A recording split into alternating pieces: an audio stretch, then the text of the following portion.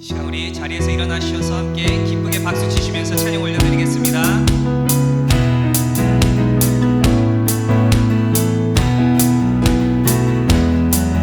주 안에 있는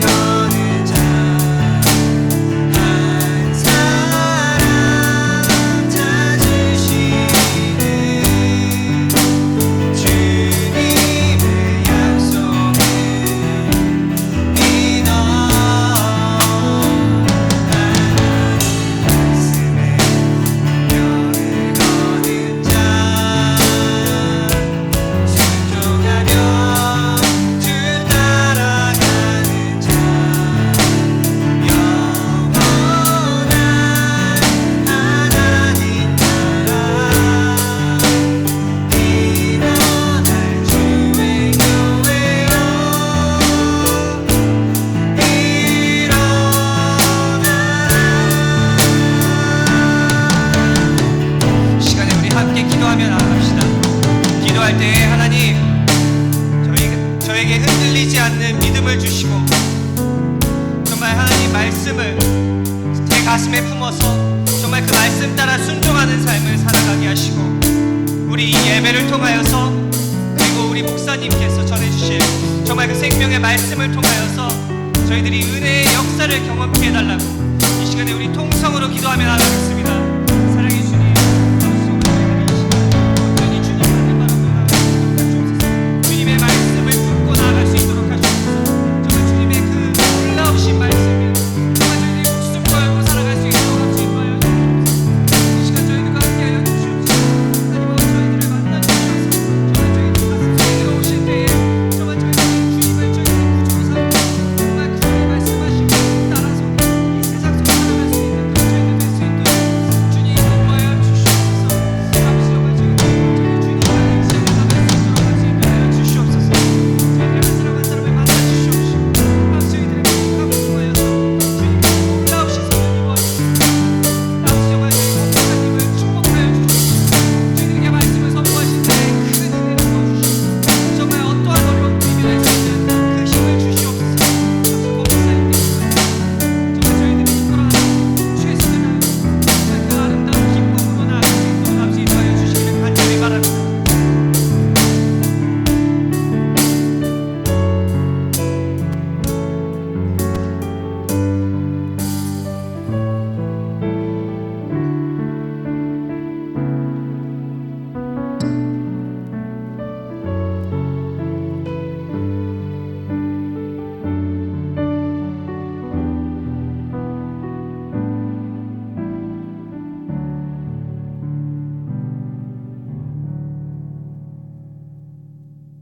기도드리겠습니다.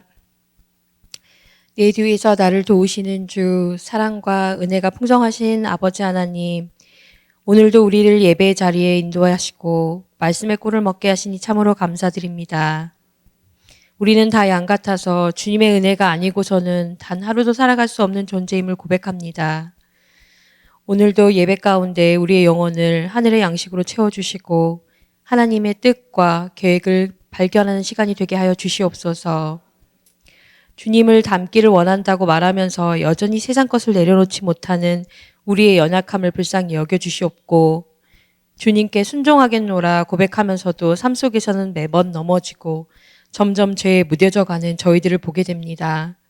이 시간을 통해 회개하오니 긍휼히 여겨주시고 주의 본혈로 정결케 씻어주시옵소서.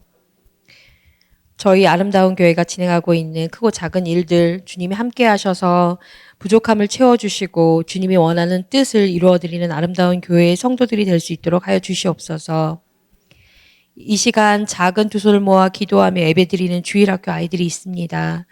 우리 아이들 하나하나가 인격적으로 주님을 만날 수 있는 은혜를 허락하사 혼란스러운 이 세상 속에 참 진리를 분별하고 그 진리 속에 살아갈 수 있는 귀한 영혼들로 성장할 수 있도록 인도하여 주시옵소서. 성도님들을 위해 기도합니다. 고난 중에 있는 자녀가 있다면 주님이 그 마음을 만져주시고 절망을 희망으로 바꿔주시는 역사를 보게 하여 주시옵소서. 아픈 자들에게는 치유를, 주님을 만나지 못한 자들에게는 주님을 만나는 축복을, 각종 어려움 속에 처한 모든 자들에게는 해결받는 은혜를 허락하여 주시옵소서. 교회를 위해 기도합니다. 오늘도 맡겨진 자리에서 묵묵히 섬기고 있는 성도님들을 기억하여 주시길 원합니다. 우리의 헌신과 섬김을 통하여 주님의 몸된 교회가 더욱 든든히 세워져게 하시고 주님 보시기에 아름다운 교회가 되게 하여 주시옵소서. 어려울 때일수록 말씀과 기도와 찬양이 살아나는 교회가 되게 하시고 교회의 각 기관, 목장, 가정마다 감사와 기쁨이 더욱더 넘치는 행복한 공동체가 되게 하여 주시옵소서. 단위에 세우신 박대우 목사님과 권순영 목사님, 박정희 사모님과 권선희 사모님의 양육간의 강건함을 허락하여 주시옵시고 목사님을 통하여 주시는 하나님의 말씀이 우리의 마음밭에 성령의 열매를 맺게 하사 한 주 동안 세상 속에서 살아갈 때 그 말씀을 통해 힘을 얻어 살아가게 하시옵소서. 오늘도 예배 가운데 함께 하셔서 은혜와 사랑을 충만히 부어주실 것을 믿사오며 이 모든 말씀 우리 구주 예수 그리스도의 이름으로 기도드렸습니다. 아멘.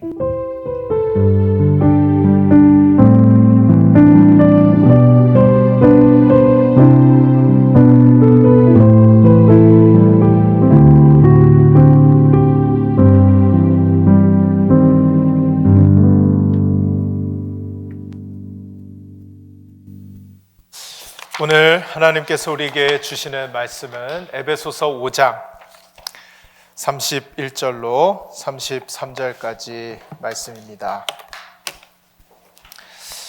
에베소서 5장 31절로 33절까지 한 절씩 읽고 마지막 절을 다 같이 읽도록 하겠습니다. 그러므로 사람이 부모를 떠나 그의 아내와 합하여 그 둘이 한 육체가 될지니 다 같이 그러나 너희도 각각 자기의 아내 사랑하기를 자신같이 하고 아내도 자기 남편을 존경하라. 아멘. 할렐루야. 자, 지난주는 우리가 야외 예배가 있어서 야외에서 기쁨으로 함께 한 마음으로 좋은 시간을 보내고 왔습니다. 여러분들 즐거우셨었나요? 네. 예. 그런데 또 생각지 못했는데 한 주 야외에 갔다가 다시 또 이렇게 모여서 우리 아름다운 교회 성전에서 예배 드리는 것이 또 이렇게 감사한 일이구나 그런 또 기쁨을 누리게 됩니다. 우리 여러분들도 같은 마음이신가요? 네, 우리 옆에 분들하고 한번 그런 마음으로 인사하겠습니다. 잘 오셨습니다.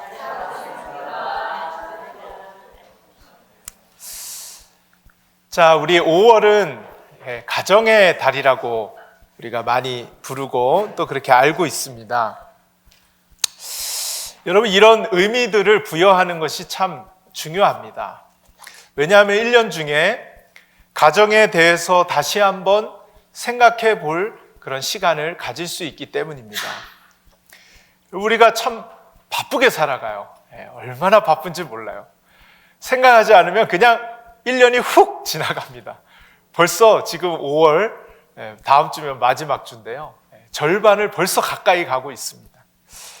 그러다 보면 우리가 중요한 것을 놓치고 살아갈 때가 있다는 것입니다. 그리고 그 중에 하나가 뭐냐? 가정이에요. 가정. 너무나도 소중하고 너무나도 중요한데 너무 바쁘게 살아가다 보니 이 소중한 것을 놓칠 때가 있다는 것이죠. 여러분, 가정을 얼마나 소중하게 생각하고 계십니까? 이렇게 소중한 가정인데 이 가정이 안타깝게도 무너져 가고 있습니다. 가정이 무너지니까 그것으로 끝나는 것이 아니라 사회가 위기를 맞게 되고 무너져 가고 있습니다. 기초가 흔들리니까 모든 것이 흔들리는 것과 같습니다. 여러분, 우리는 건강한 가정을 세워야 할 의무와 책임이 있는 줄로 믿습니다. 예, 아주 중요한 일이에요. 더 이상 방치해서는 안 됩니다. 그렇다면 우리는 어떻게 건강한 가정을 세울 수 있느냐? 건강한 가정을 세울 수 있느냐? 여러분, 기계를 사거나 또 차가 문제가 있거나 여러 가지 문제가 있을 때에 혼자 고민해봐야 답이 안 나올 때가 많아요. 가장 빨리 해결할 수 있는 거, 그리고 가장 확실하게 해결할 수 있는 게 뭐냐? 매뉴얼로 돌아가는 거예요. 매뉴얼. 그래서 성경적인 건강한 가정을 세우기 위한 매뉴얼은 무엇이냐? 바로 성경입니다. 성경. 저희 청년들이 하나 둘씩 모이고 있고 참 부흥하고 있는 가운데 있는데요. 청년들과 결혼에 관해서 북쉐어링을 하고 있습니다. 그 중에 교회라는 곳을 한 번도 살면서 나와본 적이 없는 청년이 하나 있거든요. 좀 귀한 청년이에요. 어떻게 교회를 한 번도 안 다녀봤는지 자기 발로 찾아왔어요. 인터넷으로 찾아서. 이 청년이 이제 참여하고 있는데 북쉐어링을 하는 도중에 저에게 충격적인 한마디를 했습니다. 그게 뭐였느냐? 자기는 이 가정을 처음 세우신 분이 하나님이시라는 걸 처음 들어봤다는 거예요. 가정을 처음 세우신 분이 하나님이다. 제가 한 번도 들어본 적이 없다라는 거죠. 그러면서 이 청년이 가정에 대해서 또 어떻게 이 가정을 세울 것인지, 하나님이 왜 이 가정을 세우셨는지 이런 이야기들을 나누면서 굉장히 관심 있어하고 흥미롭게 지금 참여하고 있습니다. 그렇습니다. 여러분도 혹시 이 소리를 듣고 놀라는 분이 있으신지 모르겠어요. 가정을 처음 세우신 분이 누구시라고요? 하나님이시다. 하나님이시다. 교회를 다니시는 분들도 이걸 모르고 있는 분들이 있다라는 거죠. 가정을 처음 만드시고 가정을 처음 설계하신 분이 바로 하나님이시라는 것입니다. 그리고 하나님은요, 처음 이 가정을 만들 때 이유와 목적을 가지고 만드시고 설계를 하셨습니다. 그래서 우리는 건강한 가정을 만들기 위해서 어디로 가야 하느냐? 성경으로 가야 합니다. 성경으로. 왜냐하면 하나님이 처음 가정을 만드셨고 하나님이 이유와 목적을 가지고 만드셨기 때문입니다. 오늘 말씀을 통해서 우리가 성경적인 건강한 가정을 세워가는 그런 귀한 시간 될 수 있기를 주님의 이름으로 축원드립니다. 자, 그렇다고 우리는 왜 가정을 바로 세워야 할까요? 왜 가정을 바로 세워야 할까요? 인체의 기본 단위는 세포라고 합니다. 이 세포가 언제나 깨끗한 상태를 유지하는 건 아니라는 거예요. 세포가 어느 정도 바이러스를 입고 세포가 병이 든다는 거죠. 그러나 어느 일정 수치를 넘어서지 않으면 스스로 그것을 이겨낸다라는 겁니다. 문제가 되지 않는다라는 거예요. 그런데 일정 수준의 이상의 세포에 병이 들고 감염이 되면 전체 몸에 영향을 미치게 된다고 합니다.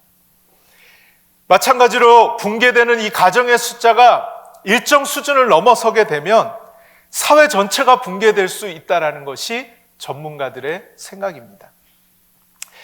그래서 가정 문제의 전문가인 이 메이어 엘킨이라는 사람은 이렇게 이야기합니다. 우리는 이제 어린이 세대를 붕괴된 가정에서 부양하고 있다. 그래서 하나의 사회적인 시한폭탄을 만들어내고 있다. 실제로 미국에서 한 해 교사들에게 가해지는 폭행이 7만 건이 된다고 합니다. 그리고 10억 달러치의 학교 재산이 파손되는 것은 놀랄 일이 아니라는 거예요.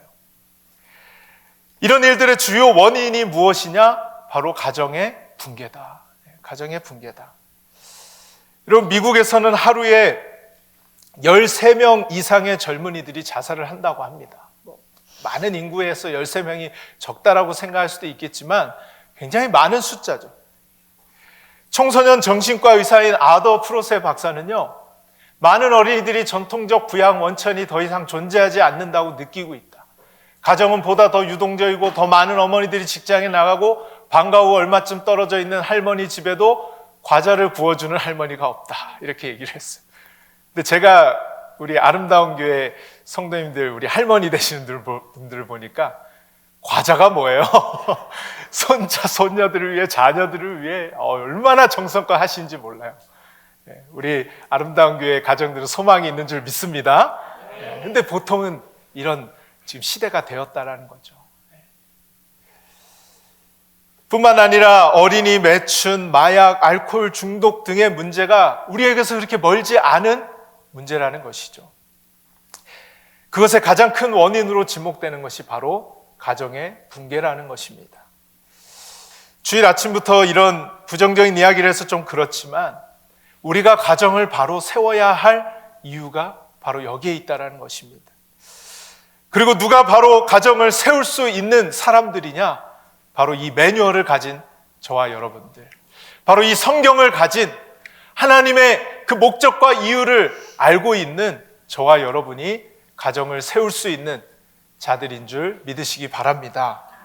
그 책임과 의무를 우리가 가지고 있다는 것이죠. 그래서 서론에서도 말씀드렸지만 북쉐어링을 하면서 청년들에게 우리 같이 꿈을 꿨어요.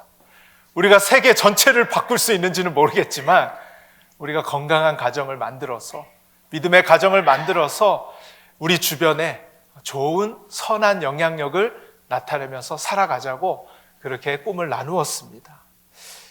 여러분, 우리 함께 일에 동참하시지 않겠습니까? 가정이 바로 서야 사회도 국가도 교회도 바로 설 수 있게 되는 줄로 믿습니다. 우리 한번 따라해 볼까요? 가정이 바로 서야 사회가 바로 선다. 가정이 바로 서야 국가가 바로 선다. 가정이 바로 서야 교회가 바로 선다. 할렐루야. 가정이 바로 서야 되는 거죠. 가정이. 자, 그렇다면 어떻게 가정을 바로 세워 나갈 수 있을까요? 성경적인 가정을 세우기 위한 그 첫 번째 원리는 부모를 떠나라는 것입니다. 그것을 오늘 본문이 우리에게 알려주고 있는데요. 오늘 우리가 읽은 에베소서 5장 31절 말씀은 그러므로라는 말로 시작을 하고 있습니다. 여러분, 그러므로라는 것은 언제 쓰는 거예요? 앞에 이야기를 이제 결론을 지을 때 그러므로 하지 않습니까? 이 에베소서 5장 31절 이전을 보면 아내들에게 또 남편들에게 어떻게 해야 할지 사도 바울이 에베소 교회에 편지를 쓰면서 알려주고 있습니다. 그러면서 그러므로 하면서 이제 결론을 맺는데, 이 그러므로 한 다음에 그 결론이 무엇이냐? 창세기 2장 24절을 인용한 말씀이에요. 그 말씀을 우리 같이 한번 읽어보겠습니다. 이러므로 남자가 부모를 떠나 그의 아내와 합하여 둘이 한 몸을 이룰지로다. 아멘. 그러므로 남자가 부모를 떠나라는 것입니다. 부모를 떠나라는 거예요. 이것이 성경적인 가정의 첫 번째 핵심 원리라는 것입니다. 남자가 결혼을 하면 여자를 만나서 부모를 떠나야 된다는 거예요. 물론 부모와 같이 사는 경우가 있으실 수 있습니다. 그러나 이 부모를 떠나야 한다는 것은 이제 독립적인 마음으로 아내와 남편이 가장 우선시되는 삶을 살으라는 것입니다. 여러분, 반대로 부모는 어떻게 해야 합니까? 결혼하면 자식을 떠나보내야 합니다. 몸만 떠나보내는 것이 아니라 마음에서 이제는 떠나보내야 한다는 것입니다. 근데 이게 잘 안 되죠. 자식이 부모를 떠나는 것도 쉽지 않은 일인데요. 부모가 자녀를 떠난다는 것이 또 보통 쉬운 일이 아닙니다. 그러니 어떤 일이 벌어집니까? 사사건건 간섭하게 되고 잔소리하게 되고 자식들 문제 부모가 하려고 하는 그런 모습들이 있습니다. 여러분, 이런 행동은요, 오늘 본문의 말씀에 비추어 볼 때 전혀 성경적이지 않다라는 거예요. 성경적이지 않다. 부모님들 절대 섭섭하게 들으지 마시기 바랍니다. 성경적이지 않다. 부모를 떠나. 이것이 첫 번째 가정을 주실 때의 첫 번째 명령입니다. 남자는 부모를 떠나라. 여러분, 정말 자녀를 사랑하시지 않습니까? 정말 자녀를 사랑해서 그런다고 생각하시지 않습니까? 하지만 정말 자녀를 사랑하신다면 성경의 원리대로 자녀를 떠나보내주는 것이 정말 자녀를 위한 길인 줄로 믿습니다. 특히 우리 한국 어머니들의 아들 사랑이 얼마나 지극한지 몰라요. 저도 저희 어머니가 있잖아요. 그거 많이 느끼고 있습니다. 아들 사랑하는 마음이라면 우리 한국 어머니들 둘째가라면 서러운 분들이에요. 얼마나 우리 자녀들을 사랑하시는지 좋은 마음입니다. 그러나 아들을 사랑하는 마음에 그렇게 하는 거 100번 1000번 이해되지만 성경적인 가정을 세우기 위해서는 이 과정이 반드시 필요하다라는 거예요. 필요하다는 겁니다. 떠나야 한다라는 것입니다. 여러분, 결혼을 하면 우리 자식을 잘 떠나보낼 수 있는 부모님들 될 수 있기를 간절히 소원합니다. 그리고 우리 자녀분들, 또 결혼을 앞두고 있는 분들, 부모님을 떠나야 된다라는 거예요. 떠나야 된다. 오해하지 말고 여러분 잘 적용하셔야 돼요. 이것이 성경적인 가정을 세우기 위한 첫 번째 원리이고요. 두 번째는 무엇이냐? 따라해 봅시다. 남편과 아내를 최우선순위에 놓아야 한다. 이것 때문에 그런 거예요. 이것 때문에. 다음 주에는 부모님 공경과 또 자녀를 어떻게 대할지 우리가 한 번 더 생각해 보면서 가정에 대해서 한번 우리 5월을 마무리하면서 이야기할 텐데요. 오늘은 이 가정의 기본, 가장 기본, 남편과 아내라는 것입니다. 하나님은 가정을 만드실 때 가장 먼저 만드신 것이 부부입니다. 여러분, 심지어 부모가 아직 없는 상황에서 아담에게 부모를 떠나라고 얘기해요. 아담 부모가 없잖아요. 근데 하나님은 부모를 떠나 남자와 여자가 한 몸을 이루라고 말씀하십니다. 무슨 의미입니까? 그만큼 아내와 한 몸을 이루어 부부가 최우선순위로 살아가야 하는 것이 가정의 핵심이라는 것을 하나님이 강조하고 계시는 거예요. 가장 중요한 것이 부부라는 말씀입니다. 그런데 이렇게 가장 우선순위에 두어야 할 부부 사이가 그렇지 못할 때가 많다라는 거죠. 그래서 남편은 아내는 남편을 인생의 최우선순위로 두지 않을 때가 많이 있습니다. 그래서 어떻게 합니까? 남편과 아내를 최우선순위에 두고 살아야 하는데 다른 것을 우선순위에 놓고 살아가게 되는 거예요. 그 자리에 다른 것을 놓고 살아가게 되더라는 것입니다. 남자들에겐 주로 일이 아닐까 싶어요. 아내가 있어야 할 그 자리에 항상 일이 먼저인 그런 배우자와 살고 있는 것이죠. 여자들에겐 주로 남편이 누굴까? 전 남자니까 잘못 생각할 수도 있는데요. 자식이 아닐까 싶어요. 남편과 아내 사이에 가장 우선시되어야 할 이 자리에 다른 어떤 것을 놓고 살아간다는 것이죠.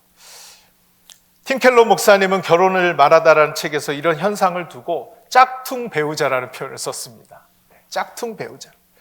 남편과 아내가 짝퉁 배우자의 한눈을 팔고 산다라는 것이에요. 그러면서 하시는 이야기가 제 아무리 선하고 훌륭한 일이라도 배우자보다 더 많은 관심과 애정을 쏟게 되면 부부관계는 망가질 수밖에 없다. 부부관계가 망가진다는 거예요. 그냥 넘어갈 일이 아니죠. 하나님이 처음 설계한 가정을 깨트리는 일이기 때문에 그렇게 해서는 안 된다는 것입니다. 이것이 다 내 옆에 있는 배우자가 아닌 다른 짝퉁 배우자를 그 자리에 놓고 살아가는 그 결과라는 것입니다. 여러분, 앞에서도 말씀드렸듯이 남편들은 일이라는 짝퉁 배우자를 놓고 살아갈 수 있습니다. 우리 여자분들은 자식이라는 그 자리에, 남편의 자리에 그 자식이라는 그 존재를 놓고 살아갈 수 있다는 거예요. 여러분, 일이 중요하지 않고 자식이 중요하지 않다라는 말을 하는 것이 아니에요. 최우선순위에 그것이 가면 안 된다라는 것을 여러분에게 말씀을 드리는 것입니다. 자신이 못다 이룬 피아니스트의 꿈을 딸이 이루어주기를 바라면서 딸만 쳐다보며 사는 그 한 여인이 있었습니다. 간혹 자기가 못 이룬 꿈을 자식이 이루어주길 바라면서 이 자녀에게 온갖 헌신을 쏟아붓는 그런 부모님들이 간혹 만나보게 돼요. 그런 여자분이셨어요. 이 여인은 딸을 위해서 온몸을 바쳤습니다. 그러는 사이에 안타깝게도 부부관계는 점점 금이 가게 되었어요. 아이러니하게도 이 상황의 가장 큰 피해자는 남편도 아내도 아니었습니다. 바로 그 사랑하는 딸이었습니다. 불안한 가정 분위기에서 딸은 꿈은커녕 죽고 싶다는 생각을 늘 하면서 살았어요. 실력도 늘지 않는 거예요. 그 꿈도 내 꿈이 아닌 거예요. 괴로운 거예요. 이 여인은 상담사를 찾아갑니다. 상담사가 이 여인에게 해줬던 이야기가 무엇이냐? 좋은 엄마가 되는 최선의 방법은 남편에게 좋은 아내가 되는 것입니다. 그것이 바로 아이들에게 가장 필요한 일이에요. 이렇게 말을 해주었다 합니다. 여러분, 부모들이 아이들을 간혹 신체적으로 학대하는 부모님들이 있잖아요. 이렇게 하는 가장 큰 이유가 뭔지를 아세요? 우리는 자식이 미워서 그렇게 한다고 생각할 수도 있어요. 근데 그게 아니라는 거예요. 그렇게 그들이 미워서가 아니라 도리어 자식이 가장 많은 사랑을 쏟기 때문에 그렇다는 거예요. 그 사랑을 쏟는데 그 끔찍이도 사랑하는 아들, 딸들이 부모의 기대대로 하지 않으니까 그것이 너무나 화가 나서 신체적으로 학대를 하게 된다라는 거예요. 미워서가 아니라 사랑해서 그런다는 거죠. 여러분, 이것의 가장 큰 문제는요, 배우자만이 줄 수 있는 그 사랑과 만족과 행복을 다른 데서 찾으려고 하는 거예요. 다른 데서. 그것이 자식일 수도 있고 다른 것이 될 수도 있다는 것이죠. 그러므로 여러분, 어떻게 우리가 건강한 가정을 세울 수 있느냐? 부부가 행복해야 한다는 거예요. 부부가 행복해야 한다는 거예요. 그게 최우선순위라고 오늘 성경은 우리에게 가르쳐주고 있습니다. 여러분, 부부가 먼저 사랑할 수 있는 저와 여러분 될 수 있기를 바랍니다. 이것이 최우선순위라는 거예요. 부부관계가 먼저 건강하게 세워질 때 가정은 건강하게 된다라는 것입니다. 여러분, 건강한 가정을 만드는 것을 방해하는 짝퉁 배우자 특징이 뭐예요? 언젠가는 여러분의 손을 떠나게 되어 있다라는 거예요. 떠나게 되어 있는 거예요. 언젠간 떠납니다. 근데 그 떠난 다음에 후회하시는 분들을 너무나도 많이 만나봤어요. 너무나도 많이 봤어요. 그런데요, 점점 이 인생을 살아오면서 그 깊어진 골을 다시 좁히기에는 너무나 힘들어 하시는 것도 함께 보았습니다. 아무리 발버둥 쳐보지만 그때는 너무나 힘들더라는 거예요. 하지만 여러분, 늦지 않았습니다. 늦지 않았어요. 오늘 이후로 하나님이 만드신 가정의 가장 최우선순위는 이 남편과 아내, 이 남편과 아내의 다른 배우자를 놓고 살았던 것이 있다면 거기에 다시 놓아야 할 그 사람, 그 대상을 놓고 살아갈 수 있는 저와 여러분 될 수 있기를 주님의 이름으로 축원드립니다. 예, 그렇게 하나님이 가정을 만드셨다는 거예요. 그게 성경적인 가정이라는 것입니다.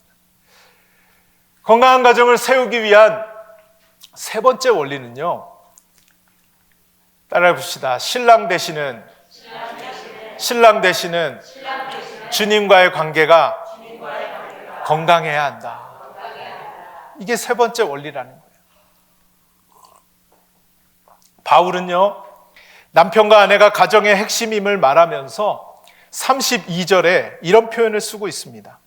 이 비밀이 크도다. 이 비밀이 크도다. 이걸 비밀이라고 표현을 하고 있어요. 비밀이다. 이건 비밀이라고 번역될 수도 있고 신비라고 번역될 수도 있습니다. 이 말이 무슨 말이냐면요, 헬라어로 미스테리온, 많이 좀 들어본 영어 단어 있지 않으세요? 미스테리. 이 미스테리온이라는 단어에서 미스테리라는 영어 단어가 왔는데요, 이 비밀이다, 신비다, 이 결혼이 신비라는 거예요. 이 부부관계가 신비라는 거예요. 그럼 바울은 왜 이것을 신비라고 이야기했을까? 그 이어지는 말씀에서 우리는 키를 발견할 수 있게 됩니다. 사도 바울이 이 비밀이 크도다 한 다음에 하는 말씀이 나는 그리스도와 교회에 대하여 말하노라. 이게 무슨 말이에요? 남편과 아내 얘기하다가 갑자기 나는 그리스도와 교회에 대해서 말을 한대요. 어디서 많이 들어보지 않으셨어요? 여러분, 우리가 성경에서 주님을 어떻게 표현하죠? 많은 표현이 있지만 그 중에 신랑이라고 표현합니다. 신랑. 그리고 교회는 뭐로 표현합니까? 신부라고 표현합니다. 주님은 우리의 신랑이시고 교회는 신부다. 그래서 이게 신비라는 거예요. 비밀이라는 거예요. 왜 그런가? 남편과 아내의 관계가 바로 그리스도와 교회의 관계를 보여주는 것이라는 거예요. 반대로 그리스도와 교회의 관계를, 남편과 아내의 관계를 통해 훈련하고 배울 수 있게 된다는 것이죠. 이러한 설계를 하나님이 처음에 가정을 만드실 때 하신 거예요. 여러분, 이제 천국에 가서 우리는 누구와 영원히 사는 거예요? 신랑 되시는 주님과 결혼 생활을 하며 누리며 행복해하며 우리는 영원히 살아가게 될 거예요. 그것을 이 땅에 만나게 하신 그 남편과 아내를 통해서 이 그리스도와 교회의 이 관계를 우리가 배우고 훈련한다라는 것입니다. 그래서 이게 신비고 비밀이라는 것이에요. 하나님이 태초에 이 가정을 만드시면서 이 설계를 해 놓으셨다라는 것이죠. 얼마나 심오한 비밀이고 얼마나 심오한 신비인지 사도 바울이 This is a profound mystery라고 얘기하는 거예요. 심오한 신비이구나 외치고 있는 것입니다. 여러분, 배우자가 속을 긁다 못해 속이 다 썩어 들어가게 되지만 그때 우리는 무엇을 이해하게 돼요? 예수님의 마음을 이해하게 되는 거예요. 예수님의 마음을. 남편과 아내가 내 마음에 들지 않는 모습이 있어도 신랑 되신 예수님이 그런 사람도 사랑해서 목숨까지 내어주셨던 그 예수님의 사랑이 얼마나 힘든 사랑이었는지를 우리는 배우게 되는 것입니다. 여러분, 굉장히 들으시면서 별로 그런 부부관계 별로 그런 일이 없으신 것처럼 그렇게 저를 쳐다보고 계시는데요, 정말 참기 힘들고 정말 내가 이런 사람 사랑해야 되나? 여러분, 예수님이 그렇게 하셨다는 거예요. 예수님, 신랑 되시는 예수님이 목숨을 주시기까지 그렇게 하셨다는 것을, 그게 얼마나 어려운 일이었는가를 우리는 깨달으면서 그 예수님의 사랑의 깊이를 깨닫고 배우게 된다는 것이죠.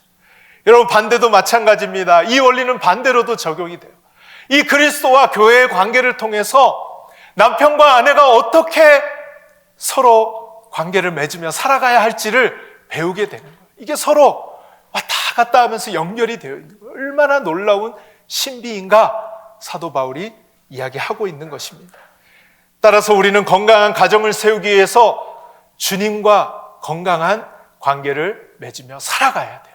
거기서부터 우리는 건강한 가정을 어떻게 세워갈지를 배우게 되는 것입니다.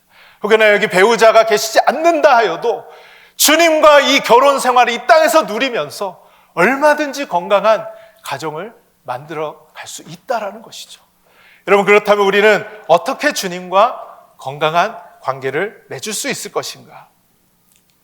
첫 번째로는 함께 읽어볼까요? 시작. 정결한 모습을 유지하기 위해 애를 써야 한다. 여러분, 결혼 관계에서요, 제일 중요한 게 뭔지 아세요? 결혼 관계에서 명품 가방을 사주고, 꽃다발을 사주고, 이런 거 중요할까요? 우리 여자분들 좀 중요하다고 생각하시나요? 남자분들 중요하다고 생각하시나요? 결혼 관계에서 가장 중요한 것은요, 정결함입니다. 정결함. 여러분, 이 정결함은 깨끗함이라고도 말할 수 있습니다. 흠이 없어야 된다라는 거예요. 여러분, 이 정결함이라면 도덕적으로 깨끗한 삶이라고 생각하실 수도 있는데요, 그것으로는 모자라요. 우리 주님과의 이 결혼의 관계, 이 주님과의 관계를 건강하게 맺어가기 위해서는 겉으로만 그렇게 하는 것으로 모자란다라는 거예요. 정결함을 유지한다는 것은 행동이 아닙니다. 마음의 문제예요. 마음은 콩밭에 가 있으면서도 얼마든지 사랑한다라고 말할 수 있고요, 마음은 다른 데 가 있으면서도 그렇기 때문에 더 겉으로는 이상한 행동을 할 수 있는 거예요. 얼마든지 비싼 선물도 행동으로는 보여줄 수 있습니다.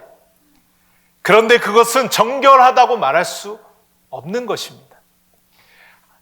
정결함은 마음의 문제이기 때문에 하나님께서는 호세아에게 창녀였던 고멜과 결혼을 하라고 하십니다. 그래서 고멜과 결혼하고 3명의 자녀를 낳습니다. 이후 호세아는 지극히 고멜을 사랑해 주었는데, 이 사랑을 받았던 고멜이었음에도 불구하고 이 고멜은 남편을 외면하고 도망치고 배신하고 심지어 다른 남자들과 불륜을 저질러요. 그런데도 남편 호세아는 어떻게 합니까? 그녀를 다시 데려오기 위해서 끝까지 쫓아가는 거예요. 이 고멜 어디 있어? 내 사랑 고멜 어디 있어? 끝까지 쫓아가서 고멜을 찾았습니다. 그리고 값을 주고 다시 이 고멜을 데리고 와요. 그리고 호세아가 어떻게 외쳤느냐? 이렇게 외치는 거예요. 호세아 말씀입니다. 우리가 주님을 알자, 애써 주님을 알자. 새벽마다 여명이 오듯이 주님께서도 그처럼 어김없이 오시고, 해마다 쏟아지는 가을비처럼 오시고, 땅을 적시는 봄비처럼 오신다. 호세아가 깨달은 거예요. 하나님이 처음에 이 창녀 고멜과 왜 결혼하라고 한지 몰랐는데, 하나님이 이 창녀 고멜과 결혼을 시키면서 보여주고 싶은 메시지가 있었던 거예요. 내가 이렇게 너희들을 사랑한다라는 거예요. 내가 너희들을 지극히 어김없이 너희들을 끝까지 찾기 위해 쫓아간다라는 거예요. 그럼에도 너희들은 이 고멜과 같이 떠나고 배신하고 다른 남자와 불륜을 저지르듯이 다른 것에서 만족을 찾으려고 쫓아가고 있는 그런 모습이 너희들인데, 나는 어김없이 너희들을 찾으려고 애를 쓰고 있고, 해마다 쏟아지는 가을비처럼 오시고 땅을 적시는 봄비처럼 오신다는 거예요. 계속 그 영혼을 찾기 위해서 우리에게 찾아오신다라는 거죠. 여러분, 고멜이 자기를 외면하고 떠나고 자기가 싫다고 하는데도 그녀를 사랑하는 마음으로 끝까지 쫓아가서 그녀를 데려오면서 이 호세아는 하나님의 사랑을 더욱 깊이 깨닫게 된 것입니다. 여러분, 마음으로 늘 정결함을 깨트리고 다른 것에서 만족을 느끼고 다른 것에서 쾌락을 느끼고 다른 것에서 행복을 느끼려는 자신의 모습을 발견하게 된 것입니다. 신랑 되시는 주님이 오늘 이 시간 신부인 교회에 찾아오셔서 말씀하고 계세요.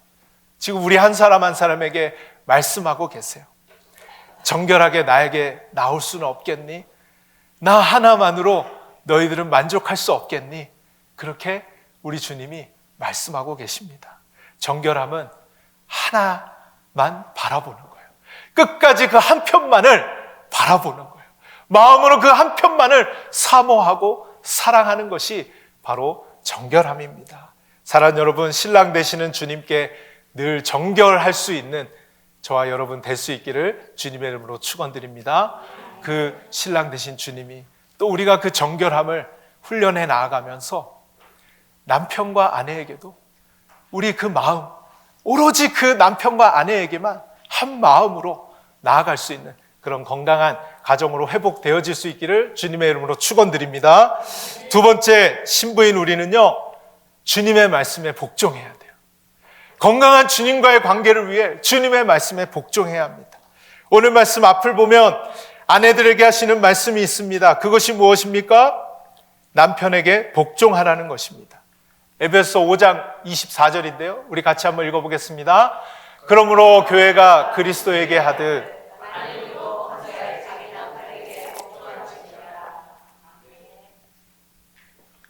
아내는 남편에게 복종하라는 것이에요.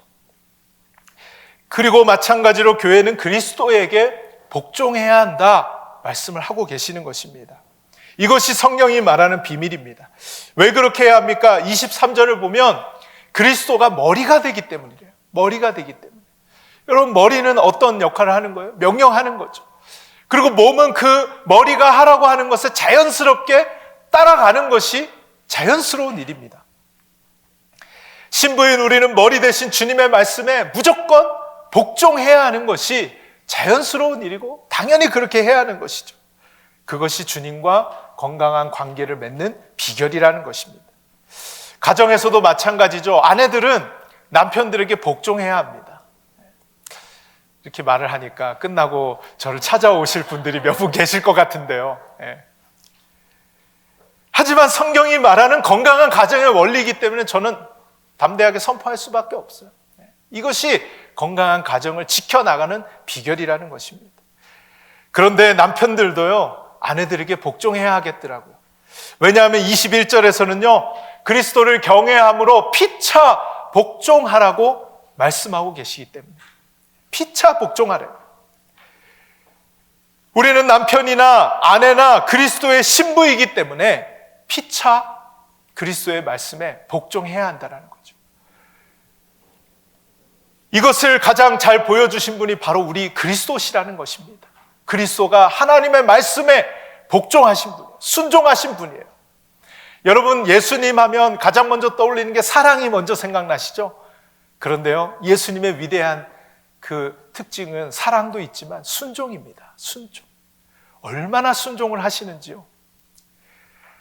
그래서 우리는 가정에서 서로에게 복종하는 훈련을 통해 주님께 복종하는 훈련을 하게 되는 거예요. 남편은 아내에게, 아내는 남편에게 복종하는 훈련을 통해 주님께 복종하는 훈련을 한다. 집에서 이런 훈련을 안 하는 사람은요, 교회에 와서도 문제를 일으키는 거예요. 밖에 나가서 문제 일으키는 거예요. 세상에 나가서도 그렇게 하는 거죠. 복종하는 훈련을 받은 사람이 하나님께도 복종하는 사람이 되는 줄 믿으시기 바랍니다. 가정에서 그 훈련을 해야 하는 것이죠. 그런 점에서 남편과 아내분들 서로에게 잘 복종하며 서로를 세워주며 서로를 사랑하며 서로를 존중하는 그런 부부가 될 수 있기를 주님의 이름으로 축원드립니다. 사랑하는 여러분, 주님과의 건강한 관계를 통해서 건강한 가정을 세우시고 또 여러분이 건강한 가정을 세우기 위한 노력을 통해 주님과 더 건강한 가정을 세워나가는 그 비결을 체득하시는 저와 여러분 되실 수 있기를 주님의 이름으로 축원드립니다. 기도하겠습니다. 하나님, 오늘 이 시간 가정에 대해 생각해 볼 수 있는 시간을 주셔서 감사합니다. 우리에게 너무나도 소중한 가정 주신 하나님께 감사를 올려드립니다. 하나님이 주신 우리의 가정을 말씀을 따라 건강하게 세워나갈 수 있는 우리 모두가 되게 하여 주시옵소서. 하나님, 우리 아름다운 교회를 하나의 가정으로 하나의 식구로 여기로 불러 모아 주심을 감사를 드립니다. 우리 교회가 신랑 되신 주님만 바라보며 주님의 말씀에 복종하는 건강한 교회가 되게 하여 주옵소서. 그래서 이 지역에 그리고 세계 열방에 우리 교회를 귀하게 사용하여 주시옵소서. 예수님의 이름으로 기도드리옵나이다. 아멘.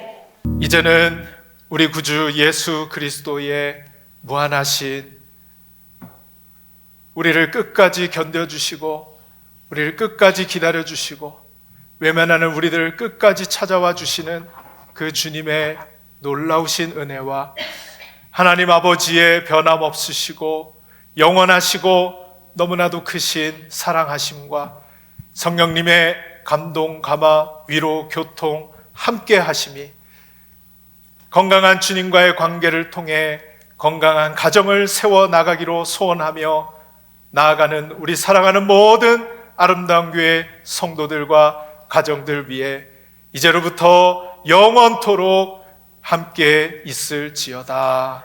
아멘.